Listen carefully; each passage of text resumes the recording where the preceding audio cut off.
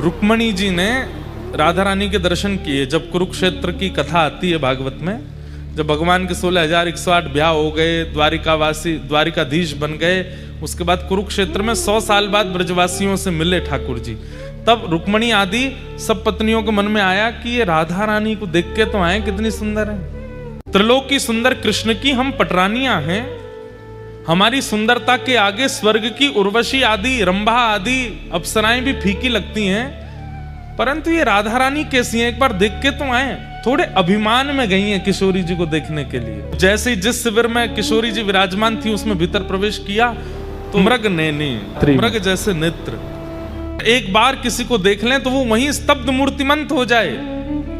देख करके 8 पटरानियां तो नतमस्तक हो गईं और मन में सोचने लगी हम काय बात की सुंदर हैं, सुंदरता तो इसे कहते हैं। प्रणाम किया, हे किशोरी जी, हे वृषभानु दुलारी, हे बरसाने वाली, हे श्यामाजू, हमारो प्रणाम स्वीकार करो। तुरंत, मैं राधा रानी नहीं हूं, मैं तो दासी हूं, राधा रानी भीतर है। 8 में से 4 तो वहीं से ही लौट गए। बोले जब दासी की सुंदरता हमसे सहन नहीं हो रही है, किशोरी जी को कहां देखेंगे हम।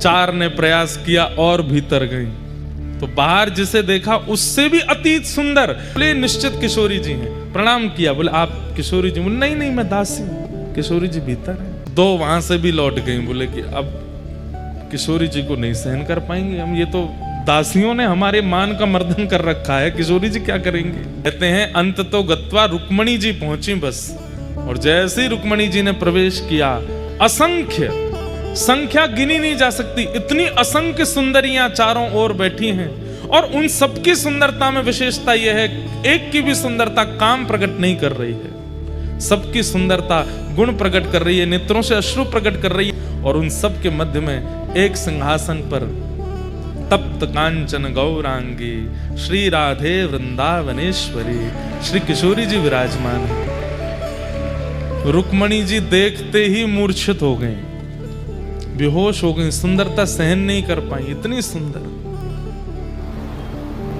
किशोरी जी के रूप का कहां वर्णन करूं। तुरंत किशोरी जी ने जाकर के रुक्मणी जी को संभाला। जब होश में आई, कहां तो देखने आई थी, परखने आई थी, जानने आई थी, अब स्थिति क्या हो गई।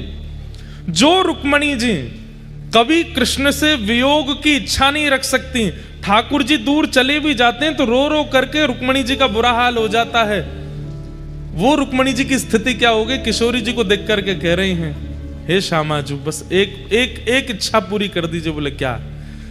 बहुत वर्षों तक द्वारिकाधीश की सेवा करी, अब आप अपनी सेवा में मुझे भी दासी बना लें और अपने साथ बरसाने ले चलो, हम द्वारिका को प्रणाम करके आपकी शरण में बरसाने चलें। तब किशोरी जी ने हृदय से लगाया, नहीं, हमारे प्राण आपके पास हैं, उनकी सेवा आपको करनी है, और जब समय होगा तो हम आपको स्मरण कर लेंगे। जब बाहर रुक्मणी जी निकल करके आई तो कहते हैं 2 दिन तक तो मौन ही रही, बोली ही नहीं, बस नेत्रों से अश्रुपात और ध्यान में बैठी हैं किशोरी जी के, इतना सुंदर स्वरूप। तब जैसे तैसे सब जो दर्शन नहीं कर पाई थी उन्होंने पूछा, बताइए तो सही उनका रूप कैसा है।